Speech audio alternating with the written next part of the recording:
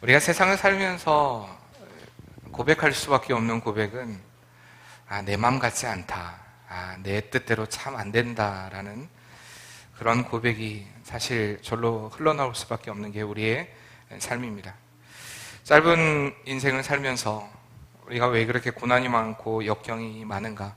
늘 새로운 날이 시작되면 이제 이 고난이 끝이 나려나 하는데 또 새로운 날이 시작되면 더 큰 근심과 걱정이 밀려오기도 합니다. 때론 평탄하던 그런 인생 가운데 갑작스럽게 우리 김용일 목사님과 같이 절벽스러운 상황을 또 만나기도 합니다. 우리 인생이 이렇게 인생이 첩첩삼중일 때가 있다는 것입니다. 이제는 뒤로 돌아갈 수도 없고 앞으로 나아가자니 소망이 보이지 않는 삶. 우리는 이럴 때마다 실망과 절망감으로 깊은 소가리를 하기도 합니다. 이렇게 일이 내 생각대로 되지 아니하고 막 꼬여 돌아갈 때처럼 사실 사람이 속상한 게 없죠. 더군다나 우리가 성도로서 말씀대로 좀 살아보려고 또 더욱더 애쓰려고 더욱더 힘차게 교회를 위해 봉사해 보려고 할 때면 꼭 속상한 일이 생기기 마련입니다. 왜냐하면 사단은 결코 우리가 그런 일을 하도록 가만히 놔두지 않기 때문입니다. 삶이 내 맘대로 내 맘대로 되면 내 맘 같으면 얼마나 좋을까 생각하지만 하나님은 우리의 마음대로 우리의 생각대로 삶을 살도록 만드시지 않았다는 것입니다. 이럴 때 우리가 좀 자괴감이 들기도 합니다. 왜 꼭 나만 이런 고난을 겪어야 되는가? 왜 나만 이런 어려움을 겪어야 하는가? 왜 예수님을 믿는데도 불구하고 나에게 이런 일이 생기는가? 여러분 그런 생각 들 때 있으실 겁니다. 그런데 우리가 다른 사람의 인생을 봐도요, 나와 별반 다르지 않다라는 것. 특별히 우리가 성경의 인물들을 보면 그들 역시 고난 가운데 핀 꽃이었음을 우리가 보게 됩니다. 구약의 말씀에 등장하는 하나님이 기뻐하셨고 백성들이 존경하던 이스라엘의 지도자 모세 역시도 그렇게 사람들에게 인정받고 또 위대한 지도자로서의 역할들을 감당했지만 그에게는 80년이라는 세월의 연단과 훈련이 있었고요. 또한 이스라엘 백성들을 이끌어갔던 그 40년 역시도 그에게는 여전히 어려움과 고통은 있었다는 것입니다. 당대의 의인이라고 불리는 욥도 역시 마찬가지로 원인 모를 어려움 가운데 고통 가운데 헤매기도 했습니다. 이스라엘의 왕으로 부름받았던 다윗도요, 파란만장한 인생을 살았고요. 믿음을 지켰던 다니엘과 세 친구 사드락 메삭 아벳느고 역시도 그들의 인생 가운데 여전히 고통을 당하고 어려움을 당하는 그런 환난의 연속이었던 것을 보게 됩니다. 또한 신약에 등장하는 인물도 역시도 예수님의 제자, 수제자로 불리는 베드로도 그랬고요. 예수님의 12제자도 그랬고요. 그리고 바울도 고난의 연속이었습니다. 성경에 등장하는 수많은 인물들은 믿음의 사람들 역시도 고난을 당했고 말할 수 없는 억울함과 속상할 일들을 수없이 당했던 것을 볼 수가 있습니다. 그렇기 때문에 우리는 왜 나만 이런 어려움을 당해야 합니까? 왜 나만 이런 고통을 당해야 합니까? 라고 사실 속상해할 필요는 없다는 것입니다. 왜? 이 고난 가운데, 역경 가운데 많은 사람들은 어떤 인생의 순경을 통하여서 늘 그 삶의 방법을 찾으려고 하지만 우리의 인생은 순경이 아닌 역경을 통해서 꽃이 핀다는 사실을 우리가 잊지 말아야 할 것입니다. 그 역경 가운데 우리가 당하는 그 고난 가운데 얼마나 그것을 믿음으로 극복하느냐, 그것에 우리 인생의 성패가 달려있다는 것입니다. 이렇듯 우리의 삶 가운데 이 고난을 극복할 수 있는, 어려움을 극복할 수 있는 그 힘은, 그 원동력은 하나님을 향한 믿음에 있는 줄 믿습니다. 오늘 다윗 역시 그의 인생에서 수많은 고통과 수많은 어려움과 수많은 속상함과 분함이 있는 것을 우리가 보게 됩니다. 그러나 그 모든 일에 그는 하나님을 향한 그 믿음으로 어려움을 극복하겠노라고 그가 결단하고 고백하고 있는 것입니다. 이러한 믿음의 근거가 무엇이냐? 다윗이 그의 일생 가운데 이러한 믿음을 가지고 살 수밖에 없었던 그 이유가 무엇이었냐? 바로 과거에 늘 그의 삶을 인도하셨던 그 하나님을 기억했기 때문입니다. 그러나 그 과거의 하나님이 과거의 하나님만이 아니라 늘 현재에도 그리고 앞으로도 역사하실 그 하나님이심을 믿었기 때문입니다. 우리가 잘 아는 어린 시절의 다윗을 보지 않습니까? 다윗이 10대 때 그 거대한 블레셋의 장수 골리앗 앞에서 그가 담대하게 나갈 수 있었던 것은 바로 이 하나님을 향한 믿음 때문이었습니다. 그 앞에 당한 그 고난을 그는 두려움의 대상으로 보지 않았다는 것입니다. 우리 삶 역시도 마찬가지입니다. 우리 앞에 닥쳐 있는 그 고난은 우리에게 두려움의 대상이 아닙니다. 한번 따라해 볼까요? 고난은 두려움의 대상이 아닌 극복의 대상이다. 고난은 우리에게 두려움의 대상이 아닙니다. 고난이 우리를 두렵게 만들고 우리를 어렵게 만들고 우리를 환난 가운데로 인도하는 것 같아 보이지만 그 고난은 결국엔 우리에게 궁극적으로 승리가 된다는 사실을 결코 잊지 말아야 할 것입니다. 그래서 그 두려움 앞에 담대하게 당당하게 나아가는 그런 믿음의 삶이 바로 저와 여러분의 삶이 되어야 할 줄 믿습니다. 이 문제의 크기가 아니라, 늘 말씀드리지만 문제의 크기가 아니라 하나님의 크심을 바라볼 때 그때 우리의 삶에 승리가 있는 것입니다. 그렇다면 우리가 이 오늘 말씀을 통해서 어떠한 믿음의 자세로 하나님을 바라봐야 하는가, 우리가 세 가지로 살펴보고자 하는데, 첫째요, 우리의 삶의 고난 앞에 우리는 기도하는 믿음을 보여야 합니다. 오래전인데요, 모 잡지사에서 그 잡지를 구독하는 구독자를 대상으로 설문조사를 한 적이 있습니다. 여러분들은 나쁜 감정이 있을 때 그 일들을 어떻게 처리하는가? 그러면서 첫 번째 질문이 속상할 때 여러분들은 어떻게 하는가? 라는 질문이었습니다. 속상할 때 어떻게 하는가? 자, 여러분들은 속상할 때 어떻게 하십니까? 20대의 대답은 이렇습니다. 1. 잔뜩 술을 마신다. 2. 좀 오래된 제가 뭐라고 했습니다. 디스코텍에 가서 진땀 날 때까지 흔든다. 3. 노래방 가서 목이 쉬도록 소리를 지른다. 4. 문 걸어 잠그고 두문 분출한다. 5. 친구들에게 전화를 걸어 만나는 것. 이것 등등등 그 대답이 있었습니다. 3, 40대의 대답은 이렇습니다. 1. 술을 마신다. 똑같죠? 술을 마신다는 똑같습니다. 2. 좀 다릅니다. 무조건 집을 뛰쳐나간다. 3, 40대는 집에 들어오는 게 스트레스인가 봅니다. 3. 드라이브를 한다. 4. 책을 본다. 5. 친구를 만난다. 6. 노래방을 간다. 등등이었다고 합니다. 이러한 질문의 또한 두 번째 질문은 당신이 선택한 그 방법으로 여러분의 속상함이 풀렸느냐라는 질문이었습니다. 그런데 단 한 명도 이러한 방법을 통해 속상함이 풀렸다라고 대답한 사람은 없었다고 합니다. 오히려 밤새도록 술을 마셔서 속 쓰려 죽을 것 같다. 밤새도록 술을 마시니 돈 나가고 그 다음날 해장국 먹어야 되니 또 돈 나가서 싫다. 이런 말들이 있잖아요. 술 먹고 차 몰고 집에 가다가 사고 났다. 이런 거. 예? 노래방 가서 소리 지르고 노래를 부르다 보니 목이 쉬어서 이비인후과 신세를 졌다. 이런 대답들이 있었다고 합니다. 불평이 더 커졌고요. 자신이 선택한 방법을 통해 마음의 치료를 얻었다는 사람은 한 명도 없었습니다. 세 번째 질문이 이어졌습니다. 당신이 선택한 속상한 마음을 푸는 가장 좋은 방법은 무엇이라고 생각합니까?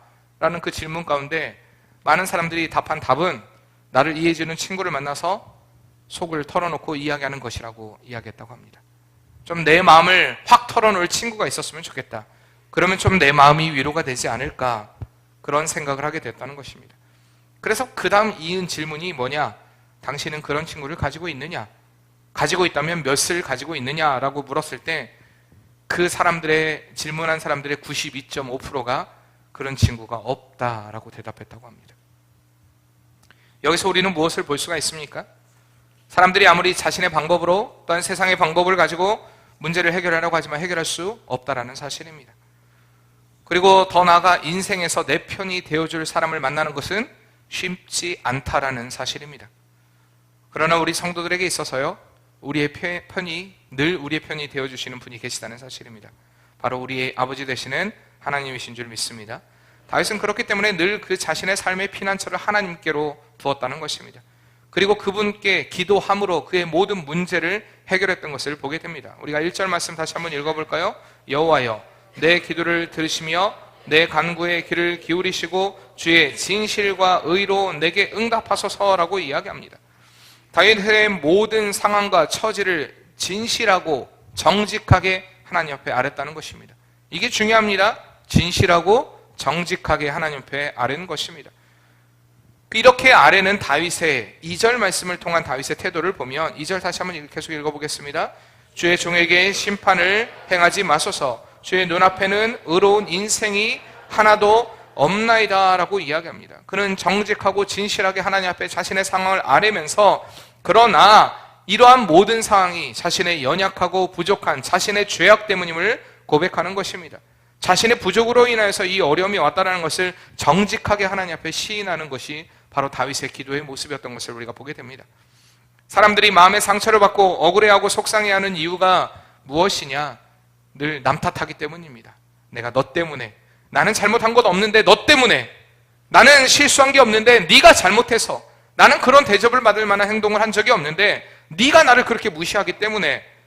그러나 다윗의 고백은 달랐다는 것입니다. 주의 종에게 심판을 행하지 마소서. 주의 목전에는 의로운 인생이 하나도 없나이다. 자신의 연약함, 자신의 부족함, 자신의 죄악됨을 하나님 앞에 고백하는 것입니다. 우리가 다 죄인이기 때문에 내가 설사 그 순간에 그 상황에 죄는 짓지 않았다 할지라도 우리 인생은 죄인이기 때문에 하나님 앞에 이렇게 정직하고 진실하게 자신을 순복하며 하나님 앞에 나아갔던 다윗, 그리고 하나님 앞에 하나님 주여 심판을 행하지 마시고 긍휼을 베풀어 주시옵소서라고 하나님의 긍휼하심에 자신의 연약함을, 나약함을 정직하게 아뢰며 은혜를 구하는 기도를 드렸던 것을 보게 됩니다. 우리에게 고난이 닥쳐올 때 우린 너무나 쉽게 불평과 불만으로 일관할 때가 많습니다. 내가 얼마나 억울하고 내가 얼마나 원통한지, 그래서 도저히 내가 기도할 수 없는, 내가 하나님 앞에 부르짖을 수 없는 상황 가운데 처할 수밖에 없는 사실에 대해서 어필하기를 좋아합니다. 그러나 다윗은 오늘 우리가 이런 일을 당했을 때 오히려 그 긍휼을 하나님께 구하며 하나님께 그때가 기도해야 할 때임을 우리에게 보여주고 있는 것입니다. 계속해서 그는 처참한 모습 그대로 하나님께 아뢰입니다. 그의 모습이 정직하게 어땠습니까? 3절 말씀, 4절 말씀을 통해 보면 원수가 내 영혼을 핍박하며 내 생명을 땅에 엎어서 나로 죽은 지 오랜 자같이 나를 암흑 속에 두었나이다라고 이야기합니다. 그 원수들로 인하여 죽은 자같이 되었다라고 고백하는 것입니다. 이제 자신의 힘으로는 일어설 수 있는 힘이 없다라고 진술하고 있는 것입니다. 이제 자신에게는 소망이 없다는 것입니다. 그리고 자신의 심령은 멍들 대로 멍들었고 상할 대로 상하였다. 이제는 세상의 그 무엇으로도 치료받을 수 없는 참담한 모습, 참담한 상태에 있다는 것을 하나님 앞에 정직하게 고백하고 있는 것입니다. 바로 이러한 정직함으로 하나님께 나아갈 때 우리도 역시 하나님의 위로를 받게 되고 누리게 됩니다.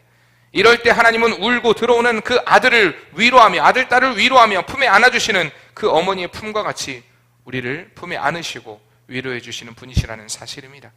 사랑하는 성도님들, 기도할 때 우리는 하나님으로부터는 위로의 음성을 듣게 되는 줄 믿습니다. 기도할 때 하늘로부터 내려오는 참된 평안과 안식을 누리게 될 줄 믿습니다. 기도할 때 우리 안에 참된 감사가 넘치게 됩니다. 이렇게 기도할 때 우리의 삶 가운데 사랑스러운 주의 음성을 듣게 된다는 사실입니다. 여러분들이 고난 중에, 어려움 가운데, 속상함 가운데, 그 가운데 하나님께 기도함으로 하나님의 위로를 누리시는 복된 성도의 삶 되시길 바랍니다. 두 번째로, 우리의 삶에 고난이 닥칠 때 우리가 해야 할 일은 더욱더 깊이 있게 주의 말씀을 묵상해야 한다는 사실입니다. 5절 말씀 같이 읽어볼까요? 내가 옛날을 기억하고 주의 모든 행하신 것을 읊조리며 주의 손이 행하는 일을 생각하고 라고 이야기합니다. 다윗이 했던 일은 뭐냐? 주의 모든 행하신 것을 묵상했다라고 이야기합니다. 주의 손의 행사를 생각했다라고 이야기합니다. 주의 행하신 일들을 깊이 있게, 늘 다윗의, 아까도 말씀드렸지만 늘 다윗의 삶은요, 그가 지난날 하나님이 베푸시고 복되고 선한 길로 이끌으시고 인도하셨던 것을 늘 생각하고, 또한 앞으로도 그렇게 그의 삶을 이끌어 가시고 인도하실 것이라는 것을 기대하는 삶이 되었다는 것입니다. 그래서 다윗의 기도를 보면요, 문제가 있습니다. 근데 그 문제가 아직 해결되지 않았습니다. 근데 해결되지 않았는데 해결될 것을 믿음으로 그는 이미 하나님 앞에 감사의 고백을 하는 것을 늘 우리가 말씀을 통해 보지 않습니까? 애굽의 노예 생활에서 이스라엘 백성들을 해방시켜 주시고, 깊은 홍해를 가르시고, 광야에서 불기둥과 구름기둥으로 인도하시고, 난곡 문락인 여리고성을 무너뜨리시고, 가나안으로 입성하게 하신, 인도하신, 그리고 자신의 삶 역시도 그렇게 늘 그런 위기 가운데, 그런 환난 가운데, 그런 어려움 가운데 피할 길을 내시고 인도하신 그 하나님의 능력과 행사를 늘 기억했다는 사실입니다. 이제 나를 끝까지 사랑하시고 인도하시는 하나님께서 자신의 상한 마음과 공경을 다 헤아려 주실 것을 다윗은 확실히 믿었다는 것입니다. 우리가 여기서 주목해야 될 말씀은요, 그는 억울하고 속상한 일이 당했을 때 다른 사람들에게 풀지 않았다는 것입니다. 다른 사람들에게 가서 내가 얼마나 억울한지, 내가 얼마나 분통이 터지는지 그렇게 아뢰지 않고 먼저 하나님께 기도했고요, 그리고 하나님의 행하신 일들에 대해서 묵상했다라는 것을 우리가 말씀을 통해 보게 되는 것입니다. 출애굽기 14장에 보면 이스라엘 백성들이 그 애굽의 군대의 추격을 받게 됩니다. 이제 그 애굽에서 나와서 가나안으로 들어가는 그 과정 가운데 홍해라는 거대한 문제를 만나게 됩니다. 그때 그들이 불평하고 불만하기 시작합니다. 왜 우리를 이 광야에서 죽게 하는가? 그냥 가만히 좀 놔두지 왜 우리를 죽게 하는가? 왜 우리에게 이런 시련을 주는가? 왜 우리에게 이런 어려움을 주는가? 그들은 불평불만했습니다. 그때 모세가 백성들에게 한 말이 뭔지 아십니까? 제가 좋아하는 말씀이기도 합니다. 너희는 두려워 말고 가만히 서서 여호와께서 오늘날 너희에게 행하신 구원을 보라고 이야기합니다. 너희는 두려워 말고 가만히 서서 여호와께서 오늘 너희에게 행하신 구원을 보라. 여러분, 이것이 우리의 믿음이 되어야 할 줄 믿습니다. 우리에게 행하실 그 은혜의 일들을 바라보는 것, 우리가 그렇기 때문에 늘 말씀을 통해서 이렇게 우리의 삶에 역사하신, 또한 앞으로 우리의 삶을 역사하실 그 하나님을 바라보는 것, 이스라엘 백성들을 인도하시고 역사하셨던 그 하나님께서 홍해의 문제 앞에서 이스라엘 백성들의 그 모든 문제를 해결해 주신 그 하나님의 능력이 오늘 저와 여러분을 붙들고 계시다는 사실을 결코 잊지 말아야 할 것입니다. 그렇기 때문에 우리의 삶의 확신은 늘 말씀을 통해 가져야 합니다. 힘들고 어려울 때일수록 하나님이 하신 그 일들을 묵상하는 것, 그리고 믿음의 선배들에게 베푸신 기적과 은혜의 말씀들을 묵상하는 것, 이것이 중요합니다. 이렇게 일하시는 주님을 생각하고 그 행하신 능력을 기억하고 또한 그로 인하여서 기대하는 믿음을 갖는 것이 바로 우리가 신앙의 자세가 되어야 한다는 것입니다. 삶에 대한 두려움이란 이 감정은요, 그리스도인들을 괴롭히는 정서적인 죄입니다. 늘 우리 안에 있는 두려움들, 그 어려움들, 이거 참 죄죠. 하나님을 사랑하고 하나님을 믿는다고 하면서도 염려하지 못하는 것. 나는 정말 하나님을 사랑합니다. 그러나 우리에게 두려움이 생깁니다. 제가 베드로 말씀을 드렸죠. 베드로는 분명히 예수님을 바라보고 배에서 내렸습니다. 그가 믿음이 없었던 거 아닙니다. 예수님도 그래서 그에게 이야기하시기를 믿음이 적은 자라고 말씀하고 있는 것입니다. 그는 분명히 예수님을 바라보고 나아갔지만 풍랑의 두려움 앞에서 바다에 빠져들고 맙니다. 우리 인생에도 그럴 수 있다는 것입니다. 왜 그랬냐? 왜 그런 일이 생길 수밖에 없느냐? 믿음이 있긴 있는데 온전하지 못하기 때문입니다. 온전한 믿음을 갖지 못했기 때문입니다. 우리가 온전히 하나님을 사랑하지 못했고 온전히 하나님을 믿지 못하는 그 믿음 때문에 우리는 쓰러지고 넘어지고 자빠진다는 사실을 결코 잊지 말아야 될 것입니다. 그러나 우리가 어떤 문제를 만나든 곧바로 하나님의 편에 서면, 그리고 하나님의 일들을 묵상하면 하나님이 반드시 나를 승리의 길로 이끌어 가시리라. 내 방법이 아니라 하나님의 방법으로 하나님을 신뢰하며 믿음으로 나아갈 때 반드시 여러분의 삶을 통한 승리의 고백이 이루어지게 될 줄 믿습니다. 하나님께서는 우리에게 있어야 할 것을 모두 아십니다. 그러므로 우리의 마음의 중심을 하나님께 맞출 때 우리의 삶에 비로소 평안이 찾아온다는 사실입니다. 그렇기 때문에 다윗은 늘 어려움 가운데 평안했습니다. 여러분, 이게 너무 힘든 일이잖아요. 그는 늘 어려움 가운데, 그는 늘 문제 가운데 하나님으로 인하여서 평안함을 누렸다는 사실입니다. 하나님으로 인한 평안함. 내일을 두려워하지 마시길 바랍니다. 우리의 과거에 역사하셨던 하나님이 현재에도 역사하시고 이미 앞서 거기에도 계시는 분이심을 믿습니다. 우리가 하나님의 앞서 일하시는 그 하나님을 묵상함으로 늘 하나님의 그 일하심을 체험하는, 또한 여러분의 삶을 통해 그 기적을 나타내는 복된 성도의 삶 되시길 바랍니다. 그리고 마지막으로 세 번째 보면, 우리의 삶의 고난 앞에 우리는 주를 향하여 우리의 손을 뻗어야 합니다. 6절 말씀 같이 읽어볼까요? 주를 향하여, 여기 보면 주를 향하여 손을 펴고 내 영혼이 마른 땅같이 주를 사모하나이다라고 고백하고 있습니다. 앞에서 생각하고 기도하고 묵상했다는 것은 내적인 것입니다. 정서적인 것입니다.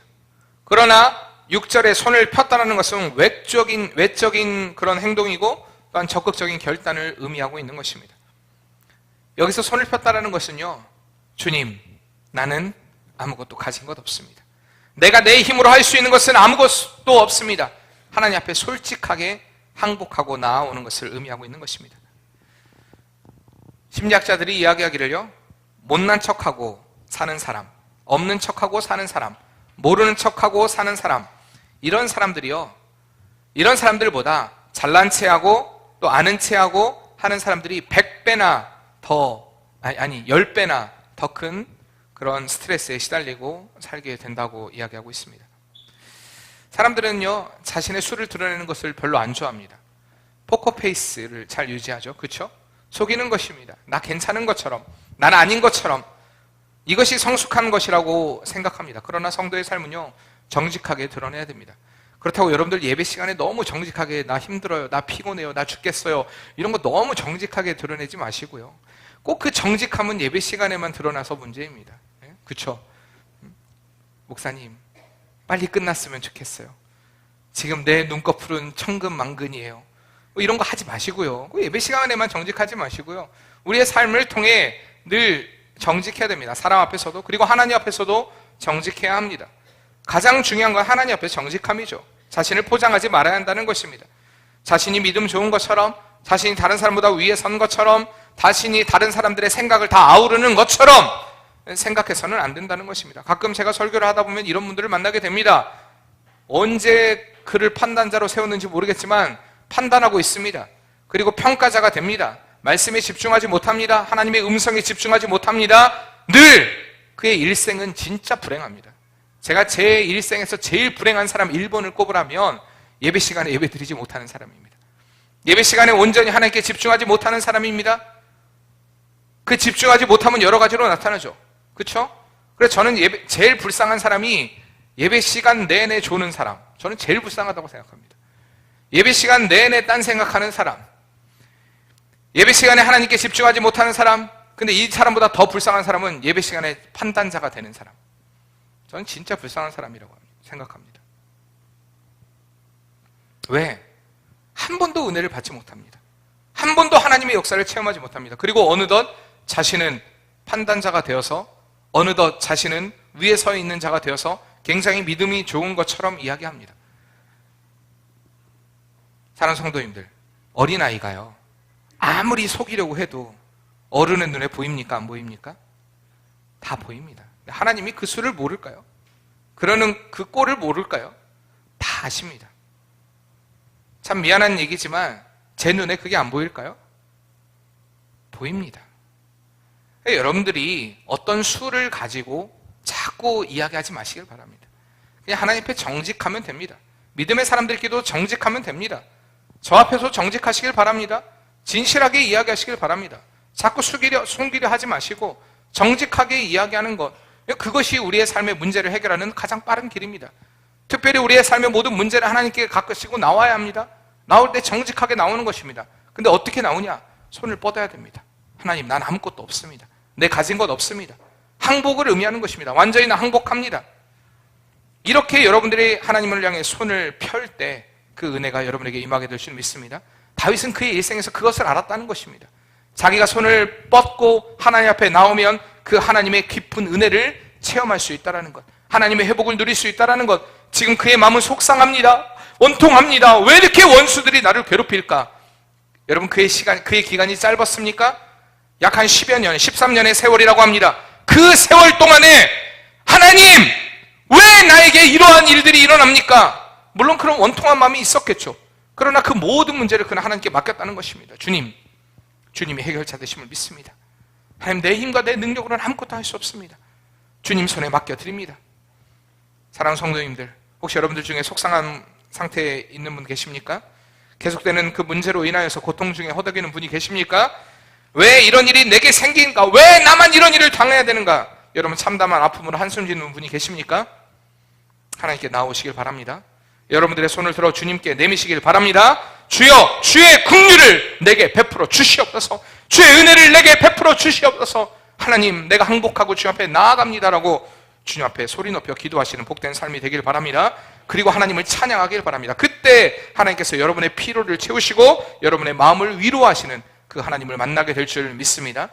어린 아이들을 보면요, 항상 가다가 밖에 나가서 맞고 들어오는 애들이 있습니다. 속상합니다. 여러분들 이런 애들 생각하면 얼마나 속상합니까? 그렇지 않습니까? 꼭 나가면 맞고 들어오는 애들이 있어요. 혹시 여러분 중에 그런 분 계셨습니까? 싸울 힘도 없고 용기도 없고 힘도 없고 뭐 어떻게 해볼 방법이 없습니다. 속상해 견딜 수 없습니다.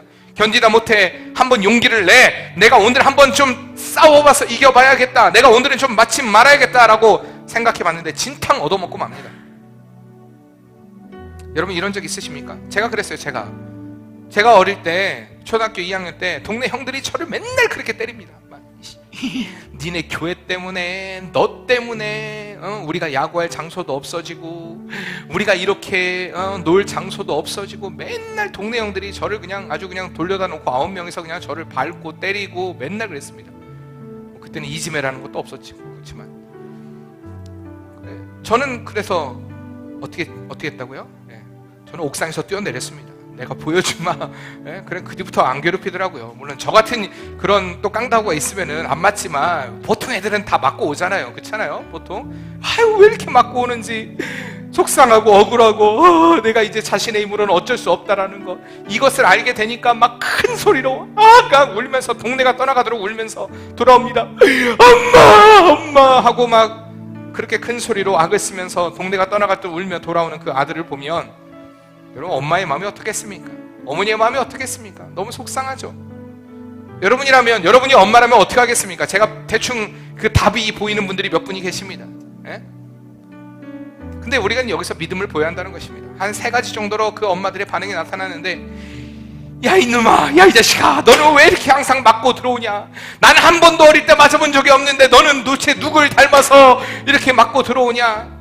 이 못난 새끼야. 그러면서 이제 그냥 이 못난 놈, 그러면서 그냥 막 두들겨 패기 시작합니다. 그냥 왜 맞고 들어오는데 막 그러면서 애를 그냥 두들겨 팹니다. 친구들한테 맞고 들어온 것도 억울해 죽겠는데 집에서 엄마까지 막 내 마음을 몰라주고 때리기 시작합니다. 본인인 줄 아니까 그냥 가만히 계세요. 좀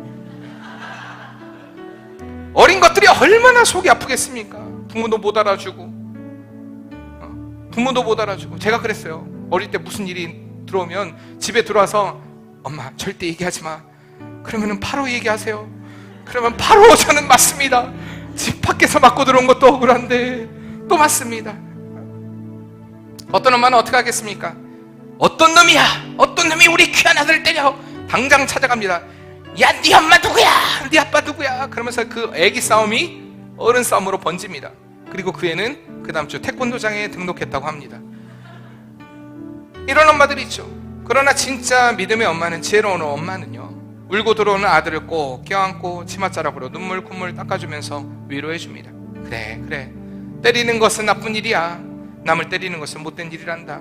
우리 예수님도 왼뺨 맞으면 오른뺨 대라고 말씀하셨어. 야, 아들을 참 잘했어.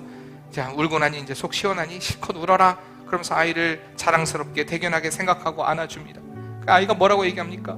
엄마, 오른뺨 대주고 왼뺨도 대주니라. 나 힘들었어. 위로해줘. 무슨 말입니까? 그래도 한 명은 위로자가 있어야 되지 않습니까? 그래도 한 명은 마음을 풀 사람이 있어야 되지 않습니까? 그게 사실 엄마의 역할 아닙니까? 사랑하는 성도님들, 어린아이뿐이겠습니까? 이것은 이제 세상을 알아가는 시작입니다. 안 그렇습니까? 내 힘으로 아무것도 할 수 없다. 이제 자라는 성인이 되다 보면 더한 힘에 부딪히게 되고요, 더한 장벽을 만나게 되고요, 더한 문제 가운데 도저히 일어설 수 없는 그런 상황을 만나기도 합니다. 억울함에, 속상함에 속앓이라면서 억울해 죽겠어. 막 화가 여기 일어납니다. 여기가 화랍니다. 여기를 눌러줘야 화가 풀린다고 합니다. 제가 딴 데는 안 아픈데 여기가 너무 아프더라고요. 왜 그럴까요? 여러분, 바로 그때가 우리 주님을 만나는 때인 줄 믿습니다. 우리의 눈물을 닦아주시는 하나님의 위로를 맛보는 은혜의 시간인 줄 믿습니다. 여러분, 기도하시길 바랍니다. 말씀을 묵상하시길 바랍니다. 우리의 손을 펴 주님께 항복하시길 바랍니다. 그때 여러분을 일으켜 세우시는 그 하나님의 은혜가 여러분에게 임하게 될 줄 믿습니다. 우리 같이 찬양합시다. 내 힘과 결심 약하여 늘 깨어지기 쉬우니 주 이름으로 원해 날 받아주소서. 내 모습 이대로, 내 모습 이대로 주 받아주소서. 주 받아주소서. 날 위해 돌아가신 주, 날 위해 돌아가신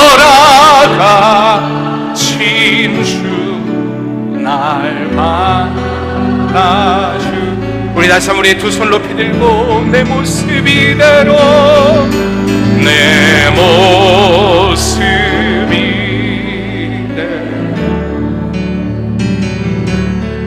주 받아주소서.